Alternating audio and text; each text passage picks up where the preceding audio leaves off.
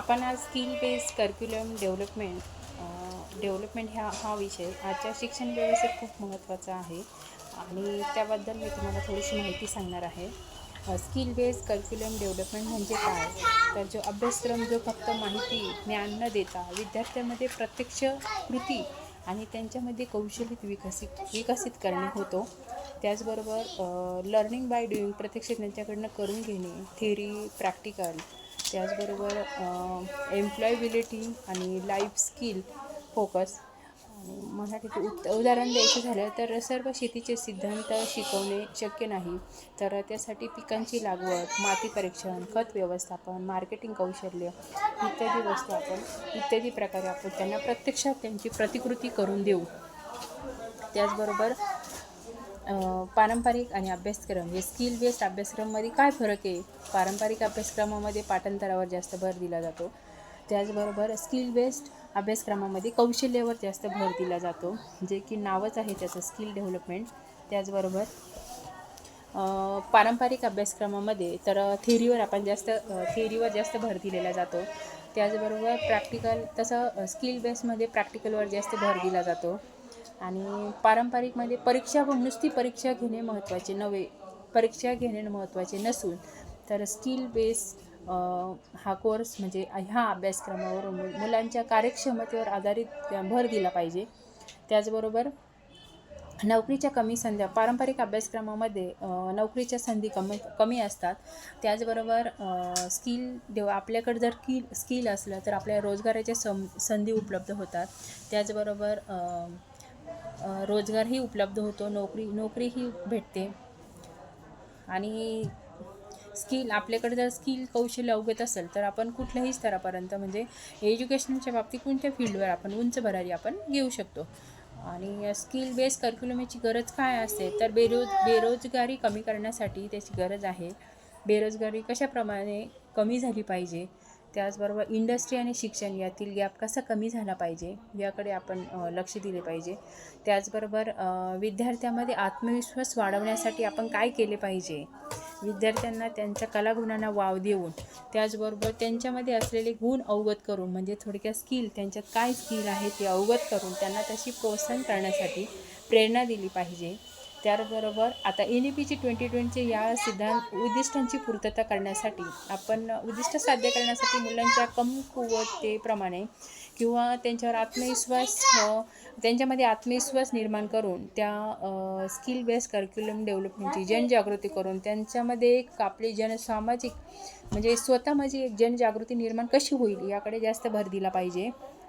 त्याचबरोबर विद्यार्थ्यांचे स्किल बाहेर आले पाहिजे, म्हणजे त्यांच्या सुप्त कलागुणांना वाव मिळाला पाहिजे, हे मुख्य गरज आहे. आणि आता त्याचे मुख्य घटक आपण म्हणू शकतो, त्यांच्यासाठी काय करावं लागेल? तर आपण कम्युनिकेशन मोठ्या प्रमाणात करू शकतो. क्रिटिकल थिंकिंग म्हणजे विचारही करू शकतो. किती हे असलं प्रॉब्लेम सॉल्व करू शकतो. एखादी समस्या आहे, उदाहरणार्थ पाण्याची झाली, प्रदूषणाची झाली, तर आपण त्या टेक्नॉलॉजीचा वापर करून आपण त्या प्रॉब्लेम सॉल्व करू शकतो. त्याचबरोबर व्हॅकेशनल टेक्निकल स्किल म्हणतो आपण त्याला, जे विद्यार्थ्यांमध्ये संगणक कौशल्य म्हणा, टेक्निकल इश्यू म्हणा, तर मुलांमध्ये संगणक कौशल्य टेक्निकल हे कसं अवगत झालं पाहिजे यावर जास्त भर दिला पाहिजे. त्याचबरोबर त्यांच्यामध्ये संगणक त्यांना कसे अवगत होईल, कशा पद्धतीने शिकले पाहिजे यावर भर दिला पाहिजे. त्याचबरोबर मुलांना बघण्यासाठी हस्तकला आहे, शेती आहे, त्याचबरोबर इलेक्ट्रॉनिक, प्लंबिंग, कोडिंग असे विविध कारणं आहेत. त्याचबरोबर लाईफ स्किल आहे.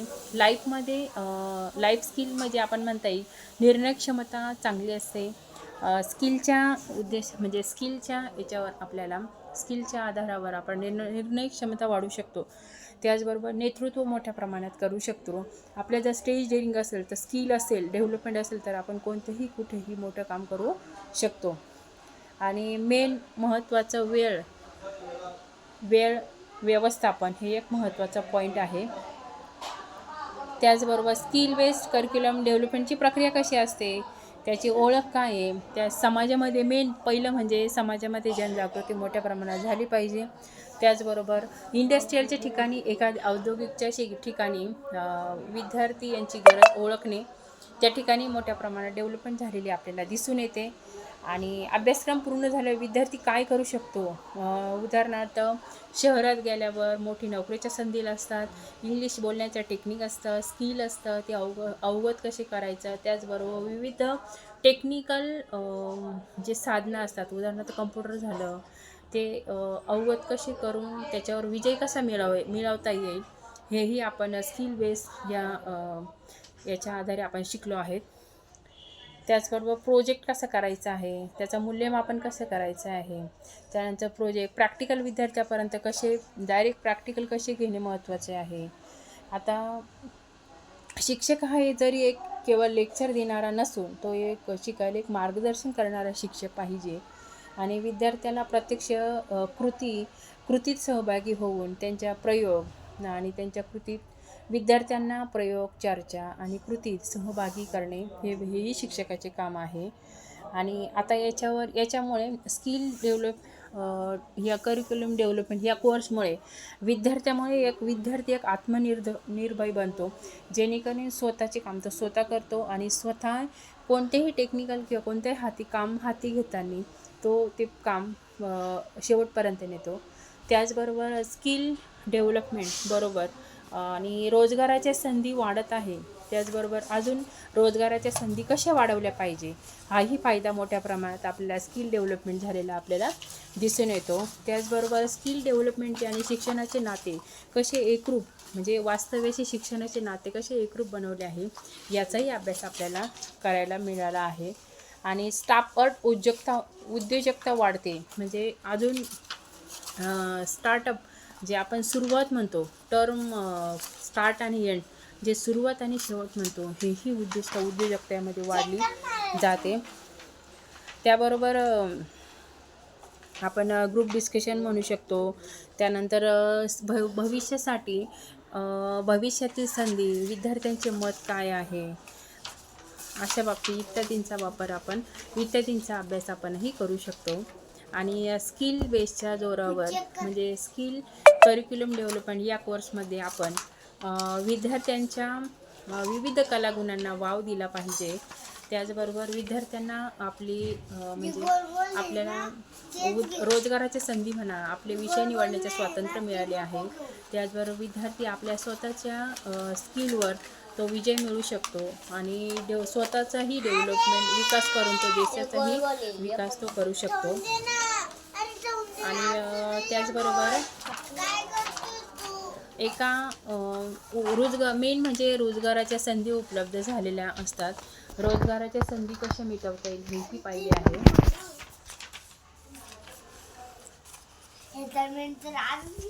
शिक्षण व्यवस्थेचा स्किल करिक्युलम डेव्हलपमेंट हा शिक्षण व्यवस्थेचा एक अर्थव्यवस्थेचा एक कणा मानला जातो.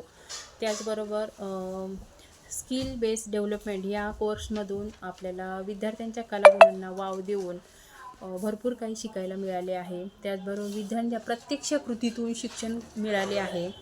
आणि पारंपरिक शिक्षणापेक्षा स्किल बेस्ड या शिक्षणावर जास्त भर दिलेला आहे. त्याचबरोबर विद्यार्थ्यांच्या सर्वांगीण विकासाचाही विचार केला जातो. अशा प्रकारे आपण स्किल करिक्युलम कोर्स या विषयी थोडंसं माहिती डिटेलमध्ये पाहिली आहे. माणसाकडे जर स्किल असेल तर कोणतेही काम अशक्य नाही. स्किलच्या जोरावर उदाहरणार्थ स्किलच्या जोरावर आपण बरंच काही करू शकतो. जे विद्यार्थ्यांमध्ये कलागुणांना आपण जे विद्यार्थ्यांच्या कलागुणांना जसा वाव देतो तसंच तो एक भारताचा नागरिक बनला पाहिजे. आणि सर्व आपली कर्तव्याची त्याला जाणीव पाहिजे की आपण जो काम करतोय ते स्किलच्या आधारेच आपण करण्याचा प्रयत्न केला आहे आणि करतच आहे. स्किल बेसच्या बाबतीत त्यानंतर अशा प्रकारे स्किल बेस करिक्युलमचा अभ्यास आपण केले आहे. विद्यार्थ्यांना नवनवीन विषय, नवनवीन माहिती यांचा अभ्यास झाला. नंतर संशोधन आणि अभ्यास पद्धती, अध्यापन पद्धती, नवीन साहित्य, शैक्षणिक साहित्य, त्यांचे नकाशे, इत्यादींचा वापर करून विद्यार्थ्यांना स्वतःही सर्व गुणांचा विकास झालेला मोठ्या प्रमाणात आपल्याला दिसून येतो. अशा प्रकारे आपण स्किल बेस्ड डेव्हलपमेंटचा वापर करून भरपूर काही शिकलो आहे.